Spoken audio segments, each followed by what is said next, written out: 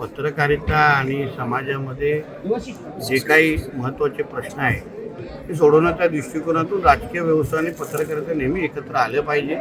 त्या दृष्टिकोनातून एक महत्त्वाचे 2 मुद्दे जे आमच्या कोकणाच्या विकासाच्या दृष्टिकोनातून अत्यंत महत्त्वाचे आहे. एकतर मुंबई गोवा हायवे जो रायगडचा काही अपुरा भाग राहिलेला आहे आणि मुरुडचा जो हे आहे कार्यक्रम आहे तो शासकीय पद्धतीने व्हावा. मुक्ती संग्रामचा मुक्ती दिन तो शासकीय पद्धतीने व्हावा. हे दोन्ही महत्त्वाचे मुद्दे आमच्या देशमुख साहेब असतील की अन्य प्रमुख मान्यवरांनी आमच्यासमोर मांडलेले आहेत. राज्य सरकारचा प्रतिनिधी म्हणून या दोन्ही विषयाला न्याय देण्याचं काम आम्ही आमच्या माध्यमातून करू हा विश्वास आणि शब्द ह्या व्यासपीठावर त्यांना दिलेला आहे. त्यासाठी आम्ही केंद्र सरकारच्या सातत्याने संपर्कात आहोत. मी स्वतः केंद्रीय मच्छीमार मंत्री सिंगजींना पत्र लिहिलेलं आहे. तेही प्रधानमंत्री कार्यालयाच्या संपर्कात आहे. माझी अपेक्षा आहे की कुठल्याही दिवशी या अशा पद्धतीची मदत आमच्या मच्छीमारांसाठी जाहीर होईल. सर, आपण भाषणामध्ये एक बोललात की आंब्याच्या पेटीत सडके आंबे 2-3 असतात. त्या पद्धतीने काही मंत्री काम काही अधिकारी जे ते काम करत नाहीयेत त्याच्याबद्दल काय सांगाल? त्याच्यामध्ये हे अनुभव सगळ्या जणांना आहे ना मॅडम, फक्त मला नाहीये. प्रत्येक क्षेत्रात राजकीय असो अधिकारी क्षेत्र असो कुठल्याही क्षेत्रामध्ये असे काही सडके आंबे असतात त्याच्यामुळे सगळ्यांचीच बदनामी होते, राज्याची बदनामी होते. अशा लोकांना थांबवणं, अशा लोकांना जसं आपण ते आंबे बाहेर काढतो आणि ती पेटी व्यवस्थित परत पॅक करतो तसं करण्याची गरज आहे आणि ते आम्ही करतोय.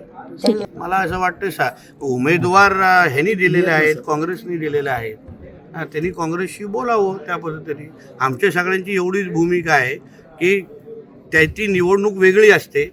ही निवडणूक आदरणीय अजितदादांच्या जाण्यामुळे आज आलेली आहे आणि म्हणून अजितदादा हे राज्याचे एक फार मोठे नेते होते आणि म्हणून प्रत्येक पक्षाने ही भूमिका विचार करून आपल्या महाराष्ट्राला एक संस्कृती आहे त्या अनुसार त्यांनी भूमिका घ्यावी ही अपेक्षा आदरणीय मुख्यमंत्र्यांनी व्यक्त केलेली आहे.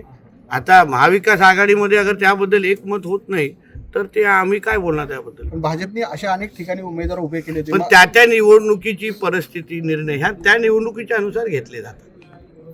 आबा पाटीलांची निवडणूक असो की अंधेरीची निवडणूक असो की त्या निवडणुकीच्या अनुसार ते निर्णय घेतले जातात.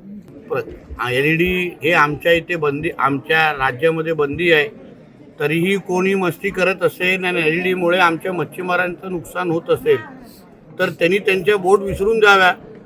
त्यांच्या LEDच्या जे काही जप्त केलेलं सामान आहे ते पण आम्ही नष्ट करून टाकणार आहे.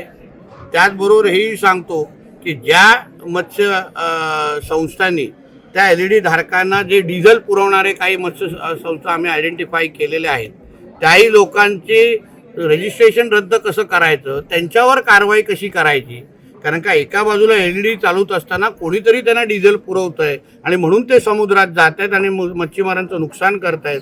मग अशा मच्छीमार संस्थांवर पण आमचं मत्स्य खातं एक कारवाईची आम्ही भूमिका घेतलेली आहे जेणेकरून परत LED लावण्याची कोणी हिंमत करणार नाही एवढी काळजी आमचं खातं घेणार आहे. सवलत मिळाली.